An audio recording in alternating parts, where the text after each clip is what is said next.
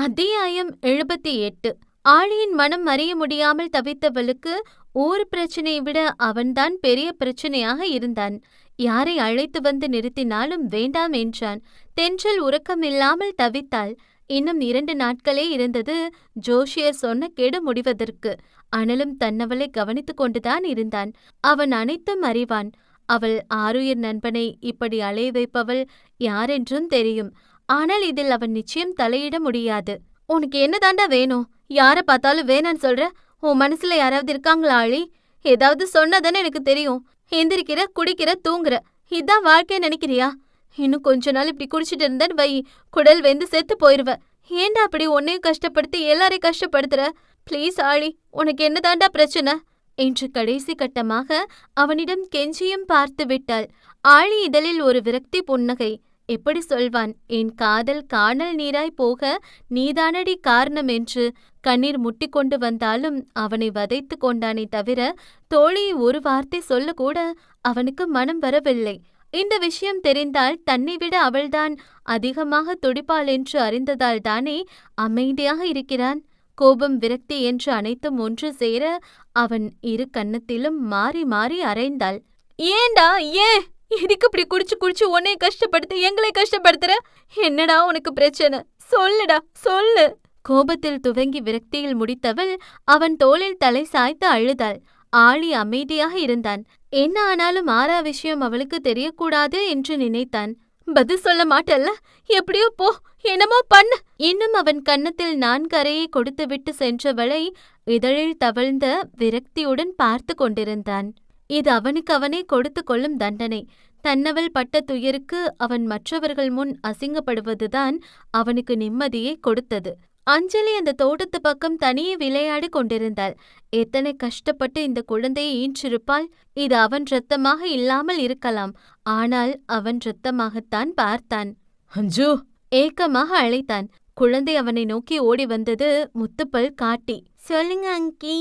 கண்களை உருட்டி உருட்டி அவள் பேசும் விதம் கோடி அழகு. ஆராவை உறுத்தி வைத்தார் போலவே இருந்தாள். ஆராவை முதலாக பார்க்கும் பொழுது இப்படித்தான் அப்பாவி முகம், அழகான கண்கள் என்று இப்பொழுதும் அந்த நாட்களை, அந்த ஆராவை அவனால் மறக்க முடியாது. ஆழி குழந்தை முன் மண்டியிட்டு அமர்ந்தான். இனிமே நாங்கேன்னு சொல்லக்கூடாது, சரியா? அப்ப எப்படி கூப்பிடணும்? அவள் குண்டு கன்னத்தில் கை வைத்து அவள் கேட்ட விதம் அத்தனை அழகு. அப்பான்னு கூப்பிடு. எந்த தைரியத்தில் சொன்னான் என்று தெரியவில்லை. குழந்தை முழித்தது. அந்த சாக்லேட் எடுத்து குழந்தை கையில் கொடுத்தான். இப்ப கூப்பிடுவியா? குழந்தை பல்லை காட்டி சரி என்றது. சொன்னதா தருவேன். சாக்கியை பின்னோக்கி எடுத்தான். பா என்று அந்த ஒற்றை அழைப்பில் அவன் ஹெவனை தொட்டு வந்த உணர்வு. ஊற்று போல் கண்ணீர் துளி சட்டென அரும்பி நிற்க தாவி அணைத்தான் குழந்தையை. அப்பாதான், நான் தான் உன் அப்பா, நான் தான் அப்பா என்று குழந்தை தோளில் முகம் புதைத்து கண்ணீர் விட்டவனை தூரத்தில் நின்று பார்த்து கொண்டிருந்த தென்றல் கண்கள் இரண்டும் அதிர்ச்சியில் விரிந்தது. அவள் கண்களையே அவளால் நம்ப முடியவில்லை. அப்பாவா? என்ன சொல்றா? அவளுக்கு தலையே வெடிப்பது போல இருந்தது. ஆழியின் பார்வை நொடிக்கொரு முறை ஆரா பக்கம் சென்று வருவதை பலமுறை தென்றல் கவனித்து இருக்கிறாள். அதையெல்லாம் யோசித்தவள் அவசரமாக ஆழி அறைக்கு சென்று ஏதாவது ஆதாரம் கிடைக்குமா என்று தேடினாள். எதுவும் கிடைக்காமல் போகவே ஆரா அறைக்குள் சென்றாள். ஆரா தென்றல் அன்னையை அழைத்து கொண்டு ஹாஸ்பிட்டல் சென்றிருந்தாள். அந்த தைரியத்தில்தான் சென்றாள். இருவருக்கும் இடையே என்ன உறவு என எப்படியாவது தெரிந்து கொள்ள வேண்டும் அவளுக்கு. எவ்வளவு தேடியும் எதுவும் கிடைக்காமல் போக தோல்வியுடன் வெளியே செல்ல எத்தனைத்தவள் ஏதோ யோசனையுடன் திரும்பி சென்று துணிகளுக்கு அடியில் மெல்ல எட்டி பார்த்த டைரியை கையில் எடுத்தாள். அடுத்தவர் டைரியை படிப்பது தவறு என்று புரிந்தாலும் நண்பன் நலம் காக்க அவள் எந்த எல்லைக்கும் செல்வாள். முதல் பக்கத்தை திறக்கும் பொழுதே ஆராவாகிய நான் என்று ஆரம்பித்து ஒவ்வொரு பக்கம் திருப்பும் பொழுதும் அதில் ஆராவின் வாழ்க்கையை படிக்க படிக்க ஒரு சாமானிய பெண்ணாய் அவள் மீது இரக்கம் உண்டானது. பல இடங்களில் ஆர்வம், கோபம், வியப்பு என்று அடுத்த பக்கத்தை திருப்பும் பொழுது அதில் ஆழி பெயர் கண்டு அவன் கண்கள் விரிந்தது. ஆழியும் ஆராவும் கல்லூரி நாட்களில் காதலித்திருக்கிறார்கள் என்று புரிந்து கொண்டவள் இன்னும் சில பக்கம் கடந்து ஒரு பக்கத்தினை படிக்கும் பொழுது கைகள் நடுங்க, கண்கள் கலங்க, அதற்கு மேல் படிக்க முடியாமல் அப்படியே நின்றாள். என்னால தெளிவா சொல்ல முடியாது. நான் ஆழியோட காதலி, நான் பெரிய பிரச்சனையில இருக்கேன். விடிஞ்சா எனக்கு கல்யாணம் நடக்க போகுது. அதுவும் என் சம்மதம் இல்லாம. ஆளுக்கு ஃபோன் பண்ணா அவன் எடுக்கல. உங்கள கெஞ்சி கேட்கிறேன். எனக்கு இருக்க கடைசி நம்பிக்கை நீங்க தான். ஆளுகிட்ட விஷயத்த சொல்லி அவரை இங்க வர சொல்லுங்க. அவர் எனக்கு கால் பண்ணி சொல்லுங்க. உங்கள கெஞ்சி கேட்கிறேன். அந்த வரிகளை படிக்கும் பொழுதே பல வருடத்திற்கு முன் நடந்த அந்த ஃபோன் கால் தென்றலுக்கு இப்பொழுது ஞாபகம் வந்தது.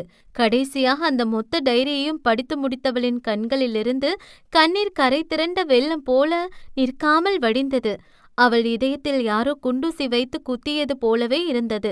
சின்ன எறும்புக்கு கூட துரோகம் செய்யக்கூடாது என்று எண்ணுபவள் ஒரு பெண்ணின் வாழ்க்கையில் எவ்வளவு பெரிய அநீதி இழைத்து விட்டால் நண்பன் வாழ்க்கை இப்படி கேள்விக்குறியாகி நிற்க தானே காரணம் என்று நினைக்கும் பொழுது உள்ளம் குற்ற உணர்வில் தவித்தது.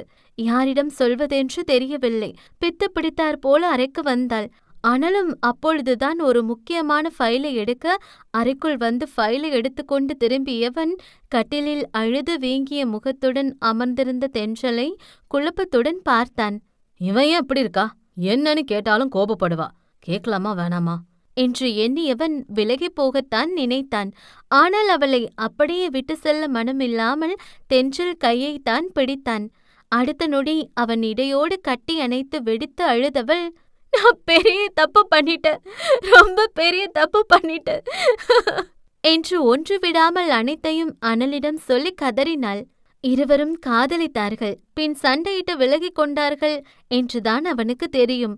ஆனால் அவள் வாழ்க்கையில் இவ்வளவு நடந்திருப்பது அவனுக்கே அதிர்ச்சிதான். அவன் என்ன ஆறுதல் சொன்னாலும் வேதனையை அனுபவித்தவளுக்கு தானே அந்த வலி புரியும். அவள் அழுது முடிக்கட்டும் என்று பொறுமை காத்தவன் தோள் கொடுத்து காத்திருந்தான். அவளுக்கும் அந்த நேரம் அந்த அரவணைப்பு தேவைப்பட்டது. தென்றல் யோசித்தாள். நீண்ட நேரம் யோசித்து ஒரு தெளிவான முடிவெடுத்தவள் ஆராவை பார்க்க சென்றாள்.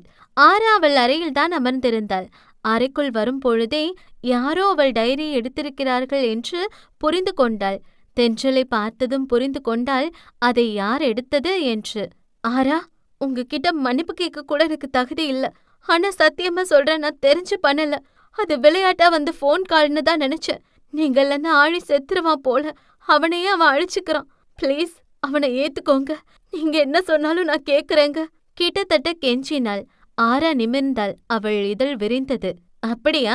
என்ன சொன்னாலும் கேப்பியா? அவள் ஆமா என்று தலையாட்டினாள். என்ன சொன்னாலும்? அப்போ ஆழிய விட்டு போயிரு. தென்றல் பட்டென்று நிமிர்ந்து பார்த்தாள். அவன் வாழ்க்கையை விட்டு மொத்தமா போயிரு என்றாள் வில்லத்தனமான புன்னகையுடன். தென்றல் கண்கள் இரண்டும் அதிர்ச்சியுடன் விரிந்தது. உயிர் நண்பனை, உயிருக்கும் மேலானவனை எப்படி விட்டு விலக முடியும்? ஒரே வார்த்தையில் அவள் உயிரையே கேட்டுவிட்டாளே. அத்தியாயம் 79. ஆழி வாழ்க்கை விட்டு மொத்தமா போயிடு. மிரட்டவில்லை, கெஞ்சவில்லை. ஆனால் தென்றலுக்கு என்னவோ அப்படித்தான் தெரிந்தது. கண்கள் கலங்கியது. உணர்வுகளின் பிடியில் சிக்கித் தவித்தவளுக்கு ஒன்றாய் சேர்ந்து வளர்ந்தவனை அப்படியே தூக்கிக் கொடுக்க முடியுமா என்ன? என்ன ஆரா, நான் எப்படி? 2 வார்த்தைக்கு கூட அத்தனை தடுமாற்றம் அவளிடம். பொன்னை பொருளை கேட்டிருந்தால் தூக்கி கொடுத்திருப்பாள். ஆனால் அவள் கேட்டது உயிருக்கு நிகரானவனை அல்லவே. எப்படியா? நான் கொடுத்தேன்ல. சிறு கேப் விட்டு மீண்டும் தொடர்ந்தாள். மொத்தமா அவனை உன்னால விட்டு கொடுத்தேன்ல. சத்தமின்றி சொன்னாலும் அதிலிருந்த வேதனை சொன்னது அவள் பட்ட காயத்தின் அளவை. இதுவரை வழியின் அளவை அறிய அளவுகோல் எதுவும் கண்டறியவில்லை. அப்படி இருந்திருந்தால் அளவின் உச்சம் அவளுக்கானதாய் இருக்கும். தென்றல் கண்களில் வெள்ளையை உருக்கி ஊற்றியது போல கண்ணீர் கரைந்து ஓடியது. நான் தெரிஞ்சு பண்ணல ஆரா. ஆனா என் வாழ்க்கையை நரகமாக்கிட்ட. ஆழிய விட்டு பிரியறதை தவிர எது வேணாலும் கேளு பிளீஸ். உன் பொண்ணும் பொருளும் என் நிம்மதியை தர முடியுமா? அதெப்படி முடியும்? போனதை திரும்பி பெற இயலுமா என்ன?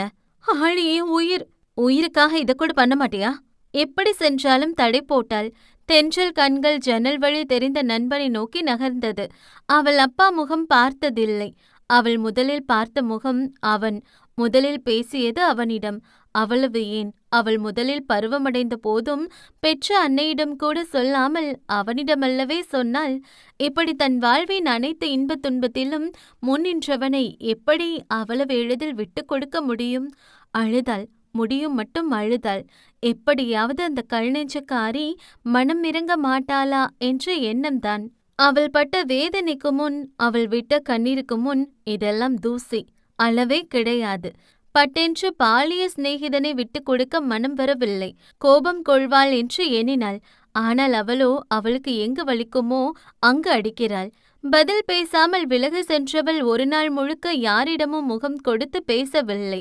அது மட்டுமே அவள் யோசனையாக இருந்தது. கட்சி விஷயமாக, ஊர் பிரச்சனை விஷயமாக எத்தனையோ பேர் வந்தார்கள். எதுவோவெல்லாம் பேசினார்கள். ஆனால் எதிலும் அவள் கவனம் செல்லவில்லை. எப்படியாவது ஆரா மனதை மாற்றிவிட இவள் எண்ணம். ஆனால் வலியை கொடுத்தவளே விட்டு கொடுக்காத போது வலியை அனுபவித்தவள் எப்படி விட்டு கொடுப்பாள்? தென்றல் என்ன பேசினாலும் ஆராவின் முடிவு ஒன்றுதான். நீ அவன் வாழ்க்கையை விட்டு மொத்தமா போகணும், அவள் உறுதியாக சொல்லிவிட்டாள். தப்பு செய்தாலும் இந்த நொடி வரை நண்பனை விட்டு கொடுக்க அவள் ரெடியாக இல்லை. முடியாது என்று சொல்லிவிட நினைத்தாள். அப்பொழுதுதான் தென்றலுக்கு ஒரு புது எண்ணிலிருந்து போன் வந்தது. லாரியில் அடிபட்ட ஆளியை அவசர சிகிச்சை பிரிவில் சேர்த்திருப்பதாய் ஒரு நியூஸ். சொன்னதை புரிந்து கொள்ளவே சில நொடிகள் தேவைப்பட்டது. ஜோஷியர் சொன்னது போலவே ஒரு வார முடிவில் உயிருக்கு போராடும் நிலை. அவளுக்கு கையும் ஓடவில்லை, காலும் ஓடவில்லை. அந்த உலகமே நின்றுவிட்டது போல இருந்தது. அவசர பிரிவில் சிகிச்சை பலமாக நடந்தது. வெளியே நின்றவள் பலமாக இருக்க காட்டிக்கொண்டாலும் வேஷம் எவ்வளவு நேரம் தாக்கு பிடிக்கும்? அனல்தான் உடனிருந்து அனைத்தையும் பார்த்தான். தன்னவளுக்கும் ஆறுதலாக இருந்தான். வேண்டாத கடவுள் இல்லை. ஆனாலும் அவள் மனதில் நின்றது என்னவோ சாமியா சொன்ன அந்த தாலி பாக்கியம் மட்டுமே. நண்பன் தன்னுடன் இருப்பதை விட உயிருடன் இருப்பதே முக்கியம் என்று நினைத்தாள்.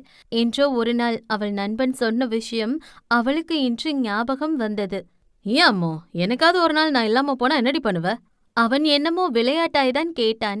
ஆனால் அதை கேட்டதும் தென்றல் கொஞ்சம் கூட யோசிக்காமல் அவன் கன்னத்தில் அறைந்து விட்டாள். அவன் விளையாட்டாய் சொன்னதே அவளுக்கு அவ்வளவு வலித்தது. இன்னொரு முறை இந்த மாதிரி பேசுனன் வை, உன்னை கொன்னுடுவ. பேச்சு கூட நீ இல்லாத ஒரு வாழ்க்கையை என்னால நினைச்சு கூட பார்க்க முடியாது. ஒருவேளை நீ சொன்ன மாதிரி ஒரு நிலைமை வந்தாலும் உனக்காக நான் அந்த கடவுள்கிட்ட சண்டை போடுவேன். உன்னை காப்பாத்தி கூட்டிட்டு வர நான் எந்த எல்லைக்கு வேணாலும் போவேன் என்றால் கண்கள் கலங்க. அதை இப்பொழுது நினைக்கும் பொழுதும் அவள் இதயம் வலித்தது. ஐசியூ வார்டு கண்ணாடி வழியே ஆக்சிஜன் மாஸ்க் மாட்டி படுத்திருந்தவனை உணர்வற்று பார்த்து கொண்டிருந்தாள். உயிருக்கு ஆபத்தில்லை என்றாலும் எப்பொழுதும் ஒரு மாதிரி இருக்காதல்லவே. தனக்காக அனைத்தையும் விட்டு கொடுத்தவனுக்கு அவள் இதுவரை எதுவும் செய்ததில்லை. இன்று அவளுக்கான வாய்ப்பு. அதனால் அவனையே விட்டு கொடுக்க முடிவெடுத்தாள். கண்ணை துடைத்து கொண்டவள் ஒரு முடிவுடன் ஆராவிடம் சென்றாள். இப்பொழுதும் ஆரா முகத்தில் பெரிய எதிர்பார்ப்பும் ஆரவாரமும் இல்லை. முடிவு எடுத்துட்டு போல? தென்றல் அன்னைக்கு உடலை ஈரத்துணி கொண்டு துடைத்தபடி கேட்டாள் ஆரா. நீ சொன்னபடியே நடந்துக்கிற ஆரா. என் ஆழிய பழையபடி மனுஷனாக்கு. சீக்கிரமே அவனை கல்யாணம் பண்ணிக்கோ. ஆரா எழுந்தாள். பண்ணிரலாம். எந்த ஒரு ஆர்ப்பாட்டமும் இல்லாமல் உடனே ஒப்புக்கொண்டாள்.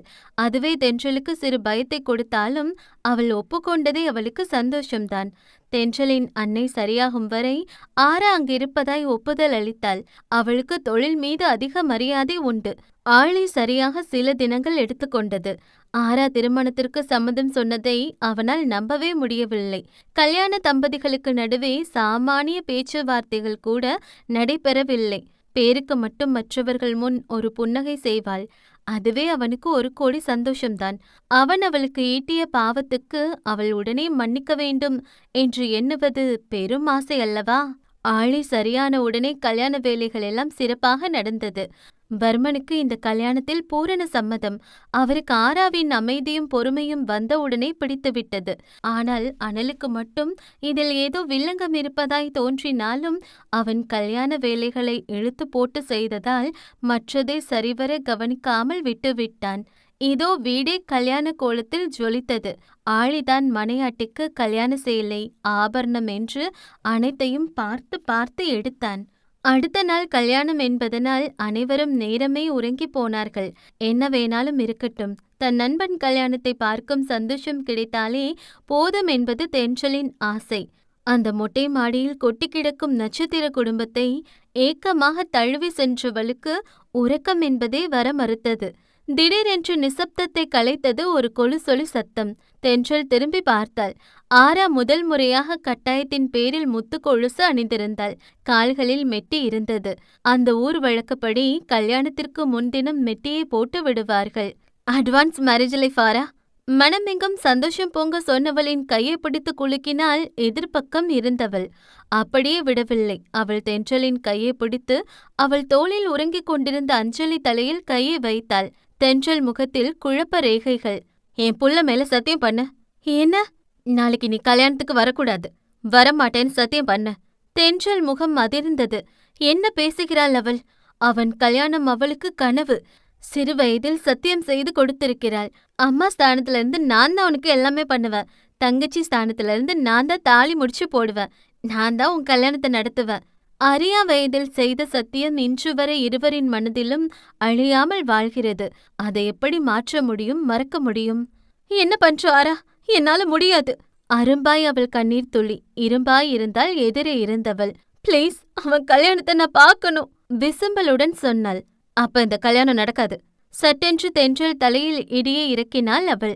அதிர்ந்தே விட்டாள் இவள். ஐயோ, அப்படி மட்டும் பண்ணிராதாரா, ப்ளீஸ். அப்ப பண்ணு. என்ன ஆனாலும், யார் கூப்பிட்டாலும், ஏன் ஆளியே வான்னு சொன்னாலும் நீ வரமாட்டேன்னு சத்தியம் பண்ணு. குழந்தை தலை மீது தென்றல் கரம். தென்றல் பெருமூச்சு விட்டாள். சரி, நான் வரமாட்டேன், சத்தியமா வரமாட்டேன். குழந்தை மீது சத்தியம் செய்தாள். ஆரா குழந்தையை தூக்கிக் கொண்டு படிவரை சென்று திரும்பி பார்த்தாள். நீ வந்தா அந்த கல்யாணம் நடக்காது. உறுதியான முடிவுடன் கடைசியாக சொல்லி சென்றவளை உணர்வற்று பார்த்தாள் உயிர் போகும் வலியுடன். கத்தி அழுக தோன்றினாலும் அழக்கூட முடியவில்லை. மற்றவர் முன் நடிக்கவும் முடியவில்லை. இதுதான் மரண வேதனை. மற்றவர் முன் அழக்கூடாது என்று அவசரமாக அறைக்கு சென்றவளை தடுத்து நிறுத்தினான் ஆழி. நண்பனை பார்த்ததும் இன்னும் கண்ணீர் முட்டி கொண்டு வந்தது. மறந்துடாத தென்றல், நீதாண்டி நாளைக்கு நாத்தனார் முடிச்சு போடணும். முன்னாடி நின்னு எல்லாமே பண்ணணும், ஆரத்தி எடுக்கணும். வலியுடன் சிரித்தவள், நான் இல்லாம எப்படி என்றாள். நீதாண்டி எனக்கு எல்லாமே. என் அம்மாவே நீதாண்டி, மறந்துடாத. சரி, போய் தூங்கு என்றான் முகம் நிறைந்த புன்னகையுடன். அவளுக்கோ அழுகை விம்மி வந்தது. அறைக்குள் புகுந்து கதவை மூடியவள் கத்திவிடாமல் கதறிக் கொண்டிருந்தாள். அத்தியாயம் 80. கோவிலில்தான் கல்யாணம் வைத்திருந்தார்கள். அனைவரும் கோவில் சென்று விட்டார்கள், நாயகியே தவிர. பகட்டாக காலையில் கிளம்பி எடுத்து வைக்க வேண்டிய அனைத்தையும் எடுத்து வைத்தவள் இன்னும் கோவில் செல்லவில்லை. வீட்டிலிருந்து கிளம்பும் பொழுதே ஆழி ஒரு தடவைக்கு 10 தடவை சொல்லிவிட்டுதான் சென்றான், சீக்கிரம் வா என்று. இவளும் பூம்பூம் மாடு போல தலையாட்டி வைத்தாலும் பக்கத்தில் மணக்கோலத்தில் அமர்ந்திருந்த ஆராவைக் கண்டு சிரிக்கக்கூட முடியவில்லை. மணமேடையில் அமர்ந்து மந்திரம் சொல்லிக் கொண்டிருந்த ஆழியின் கண்கள் பக்கத்தில் அமர்ந்திருந்த ஆராவை கூட கண்டு கொள்ளாமல் அந்த கோவில் வாசலையே நொடிக்கு ஒரு முறை பார்த்து கொண்டிருந்தான், தன் தோழி வருவாளா என்று. ஆளில்லா வீட்டில் காலை மடக்கி கண்மூடி அமர்ந்திருந்த தென்றலின் கண்களில் கண்ணீர் கசிந்து ஓடியது. இத்தனை நாள் ஆசை, நண்பனின் கல்யாணம். ஆனால் இத்தனை அருகே இருந்தும் அதை காண கொடுப்பன இல்லையே அவளுக்கு. அவள் செய்து கொடுத்த சத்தியத்தை விட குழந்தை மீது செய்த சத்தியம்தானே பெரிது. ஆழிக்கு கல்யாணத்தில் கவனம் செலுத்த முடியவில்லை. நொடிக்கொரு முறை வாசலையே பார்த்து கொண்டிருந்தான். இன்னொரு பக்கம் மணல் தன்னவளுக்கு போன் அடித்து கொண்டே இருந்தான். அவள் பக்கத்தில் வந்து விட்டதாய் பொய் சொன்னாள். ஆனால் வீட்டில்தான் கதவை பூட்டிக் கொண்டு கண்ணீர் வடித்தாள். தாலி கட்ட நேரம் ஆயிடுத்து, பெரியவங்க தாலி எடுத்து கொடுங்க. ஐயர் சொன்னதை கேட்டு வர்மன் தாலி எடுத்து கொடுத்தார். அதை வாங்கும் நிதானம் கூட இல்லாமல் ஆழி கண்கள் அந்த வாசல் பக்கம்தான் பார்த்து கொண்டே இருந்தது. இருவரும் விளையாட்டாய் பேசிக் கொண்டது ஞாபகம் வந்தது. என்ன ஆனாலும் சரி, யாரு தடுத்தாலும் சரி, என் கல்யாணத்துல எல்லாமே நீதான் பார்க்கணும். உனக்கு எல்லாமே நான் தான் பார்ப்பேன். இருவரும் சிறு வயதில் பேசிக்கொண்டது இப்பொழுதும் அவனுக்கு அப்படியே ஞாபகம் வந்தது. அவள் இல்லாமல் எப்படி அவனால் இந்த கல்யாணத்தை செய்ய முடியும்? அவன் வாழ்வில் ஒவ்வொரு நொடியும் அவள் இருந்திருக்கிறாள். இப்பொழுது ஒரு முக்கியமான நிகழ்வு, அதுவும் அவள் நீண்ட நாள் எதிர்பார்த்த அவர்கள் கல்யாணம் நடக்கப் போகிறது. இன்று அவள் வரவில்லை என்று ஒரு பக்கம் கோபம்தான் வந்தது ஆழிக்கு. என்னப்பா பண்ற? நல்ல நேரம் போறதுக்கு முன்னாடி தாலி கட்டுப்பா என்று சுற்றி நின்றவர்கள் எல்லாரும் சொன்னதை கேட்டு ஆழி பெருமூச்சு விட்டான். ஆழியும் தாலியை வாங்கி கொண்டான். ஆனாலும் அவன் கண்கள் வாசல் பக்கமே இருந்தது. என்னப்பா ஆழி, தாலியை கட்டு. தென்றல் வரலையே ஐயா, அவன் சற்று வருத்தத்துடன் சொன்னான். அவ வருவாப்பா, நீ கட்டு. தென்றல் இல்லாம என்னால தாலி கட்ட முடியாதியா? அவன் எத்தனை பேர் சொன்ன போதும் தாலி கட்ட மறுத்தான். அனலுக்கு எதுவோ தவறாக பட அவன் அவசரமாக வண்டி எடுத்துக்கொண்டு சென்றான். இன்னொரு பக்கம் தாலி கட்ட மறுத்து மணமேடையிலிருந்து எழுந்தான். என்னப்பா பண்ற? நல்ல நேரம் முடிய போகுது, சீக்கிரம் தாலியை கட்டு. என் அம்மு இருக்க நேரம்தான் எனக்கு நல்ல நேரம். நாத்தனார் முடிச்சு அவதான் போடணும். அவ வரும்போது தாலி கட்டுற. என்று அடம் பிடித்தான். ஆரா முகம் மாறியது. ஆனால் அமைதியாக அமர்ந்திருந்தாள். ஆழி ஒவ்வொரு முறையும் தென்றலை எண்ணி காத்திருக்கும் பொழுது இந்த மொத்த கோபமும் அவளுக்கு தென்றல் பக்கம்தான் திரும்பியது. வர்மன் ஆழியை தனியே அழைத்து சென்று பேசினார். ஆனாலும் தென்றல் இல்லாமல் தாலி கட்ட மறுத்தான் ஆழி. ஆனால் அத்தனை பேரும் கட்டாயப்படுத்தி அவனை மணமேடையில் அமர வைத்தார்கள். சம்மதமே இல்லாமல் அமர்ந்தவனுக்கு கல்யாணம் என்ற சந்தோஷம் கூட முகத்தில் இல்லை. தன் அம்மு இல்லை என்ற வருத்தம் மட்டுமே கடல் அளவுக்கு இருந்தது. ஆரா ஆழியை திரும்பி பார்த்தாள். இப்படி ஒரு திருமணம் எத்தனை வருட கனவு! ஆனால் இருவரின் முகத்திலும் அதற்கான சந்தோஷம் இல்லை. அவனுக்கோ தோழி வரவில்லை என்ற கவலை, அவளுக்கோ இந்த நிலைமையிலும் கூட அவளைதான் ஆழி எதிர்பார்க்கிறான் என்று கவலை. அனல் வீடு முழுக்க தென்றலை தேடிவிட்டு கடைசியாக கட்டிலின் கீழே விசும்பல் சத்தம் வருவது கண்டு குனிந்து பார்த்தான். தென்றல் தான் குறுகி படுத்து வீமிக் கொண்டிருந்தாள். சோடாபுட்டி, என்னடியாச்சு? பதறிக்கொண்டு அவளை தூக்கி கட்டிலில் படுக்க வைத்தான். அழுதழுது அவள் முகம் வீங்கி போயிருந்தது. என்னடியாச்சு? தென்றல், என்ன பாரு. ஏண்டி அலற? பயமா இருக்குடி. எதுவா இருந்தாலும் சொல்லு. உடம்பு சரியில்லையா? அழாதடி, எனக்கு ரொம்ப பயமா இருக்குடி. ப்ளீஸ் ஒரு நிமிஷம் என் கண்ணை பாரு. அவன் கெஞ்சி கொண்டிருந்தான். அவள் மெல்ல கலங்கிய கண்களுடன் அனலை நிமிர்ந்து பார்த்தாள். என்னடி ஆச்சு? சொன்னதானே தெரியும். வயிறு வலிக்குது. பொய் சொன்னவள் அவன் முகம் பார்க்காமல் திரும்பி படுத்தாள். பீரியட்ஸா? அவன் மெல்ல அவள் தலையை வருடி கொடுத்தான். இல்லைதான், எனினும் ஆமா என்று பொய் சொன்னவள் அவனை நிமிர்ந்து பார்க்கவே இல்லை. அனல் கசந்த புன்னகை சிந்தினான். சில தினங்கள் முன்புதான் அவள் பீரியட்ஸ் ஆனாள். அது தெரிந்தும் வேண்டுமென்றேதான் கேட்டான். அவன் சந்தேகம் உறுதியானது. தன்னவள் எதையோ மறைக்கிறாள் என்று புரிந்தது. அதை தன்னிடம் சொல்ல அவளுக்கு விருப்பமில்லை என்பதும் அவனுக்கு புரிந்தது. பெயின் கில்லர் டேப்லெட் வேணுமா? அவள் இல்லை என்று தலையாட்டினாள். கல்யாணத்துக்கு வரலையா? பீரியட்ஸ் ஆயிட்டேன்ல, நான் வரக்கூடாது. ஓஹோ என்றவன் அவள் பக்கத்தில் அவளை அணைத்தபடி படுத்தான். என்னடா பண்ற பொறுக்கி, தள்ளி போடா. அவனை தள்ளிவிட முயன்று தோற்று போனாள். ஆஹா, முடியாது. நான் உன்னை பாத்துக்க வேணாமா? ஒரு ஆணியும் வேணாம், நீ கோவில் போ. முடியாது. என் பொண்டாட்டி எப்படியே விட்டுட்டு நான் எப்படி தனியா போக முடியும்? என்றவள் இடையில் கையை போட்டு இறுக்கி அணைத்தான். பொறுக்கி, கையெடுடா என்று இவளும் அவன் ஆம்சில் கடித்து கூட வைத்தாள். ஆனால் அவனை ஒரு இன்ச் கூட நகர்த்த முடியவில்லை அவளால். வேறு வழியில்லாமல் அவன் கைவளைவுக்குள் ஒடுங்கி போனவளுக்கு இப்பொழுது அதுதான் தேவைப்பட்டது. என்கிட்ட ஏதாவது சொல்லணுமாடி பொண்டாட்டி? அவளை இறுக்கி அணைத்தபடியே கேட்டான். நான் ஒன்னும் உன் பொண்டாட்டி இல்ல. அந்த நிலையிலும் அவள் மூக்கை உறிஞ்சியபடி சொல்ல, இதுல மட்டும் தெளிவா இரு என்றவனுக்கு ஏனோ அவளிடம் வம்பு இழுக்கவே அத்தனை சந்தோஷம். இங்கு ஆழி தாலியை இறுக்கி பிடித்து கடைசியாக ஒருமுறை வாசல் பக்கம் பார்த்தான். கடைசி நொடியிலாவது அவள் வந்துவிட மாட்டாளா என்று. ஆனால் அவள் வரவே இல்லை. ஆழி மனதில் வேதனை ததும்ப கண்ணை இறுக்கி மூடி திறந்தவன் ஆரா கழுத்தில் அந்த மங்கள நாணை கட்டி 3 முடிச்சு போட்டான். கல்யாணம் முடிச்சிருக்கோல்ல? அனல் மார்பில் முகம் புதைத்தபடி விமலுடன் கேட்டாள். அவள் தலையை வருடி கொடுத்தபடி சொன்னான். கிளம்பிருப்பாங்களா? வந்துருவாங்கல்ல? அப்புறம் என்றவள் எதையோ கேட்க வர, ஏண்டி தொண கேள்வியா கேக்குற? கம்முன்னு இருடி என்று அவளை இறுக்கி அணைத்து கண்ணை மூடியவனுக்கு அவள் தன்னிடம் எதையோ மறைக்கிறாள் என்பது மட்டும் புரிந்தது. ஆழியையும் ஆராவையும் வீட்டுக்கு அழைத்து வந்தார்கள். ஆரத்தி எடுக்கவாவது தென்றல் வருவாள் என்று ஆழி எதிர்பார்த்தான். ஆனால் அப்பொழுதும் வேறு ஒரு பெண்தான் ஆரத்தி தட்டுடன் முன்னே நின்றாள். அம்மு எங்க? அம்முவை வர சொல்லுங்க என்று மறுபடியும் அடம் பிடித்தான் ஆழி. இந்த சத்தம் மாடியிலிருந்து தென்றலுக்கு கேட்கத்தான் செய்தது. அவள் கடைவெளி ஓரம் கண்ணீர் கசிந்தது. அவளுக்கு மட்டும் ஆசை இல்லையா என்ன? ஆனால் எந்த ஒரு நிகழ்விலும் பங்கு பெறக்கூடாது என்றல்லவே சத்தியம் வாங்கியிருக்கிறாள். அவ எடுக்கக்கூடாது, அவங்களே எடுக்கட்டும். படிகளில் இறங்கியபடி சொன்னான் அனல். ஆழிக்கோ அப்படி ஒரு கடுப்பு. அவன் எதற்கு இதை சொல்கிறான் என்று ரோஷம் பொங்கிக் கொண்டு வந்தது அவனுக்கு. ஏன் அம்மு வந்து ஆரத்தை எடுக்காம நாங்க உள்ள வரமாட்டோம். அம்மு எங்கடி இருக்க? என் கல்யாணத்தை விட உனக்கு அப்படி என்ன வேலை என்று காட்டு கத்து கத்தினான். சும்மா அடம் பிடிக்காத, அவளுக்கு லேடிஸ் ப்ராப்ளம். இந்த மாதிரியான சமயத்துல அவங்க எதுவும் பண்ணக்கூடாதான். ஆழி ஒரு நொடி யோசித்தவன் மறுபடியும் தென்றல் அறையை நோக்கி கத்தினான். எனக்கு அதெல்லாம் முக்கியம் கிடையாது. என் அம்முதான் எனக்கு சாமி. அவ வந்து ஆரத்தி எடுக்காம இன்னைக்கு நைட்டே ஆனாலும் நான் உள்ள வரமாட்டேன் என்று ஆழி அந்த இடத்திலே சம்மணமிட்டு அமர்ந்து விட்டான்.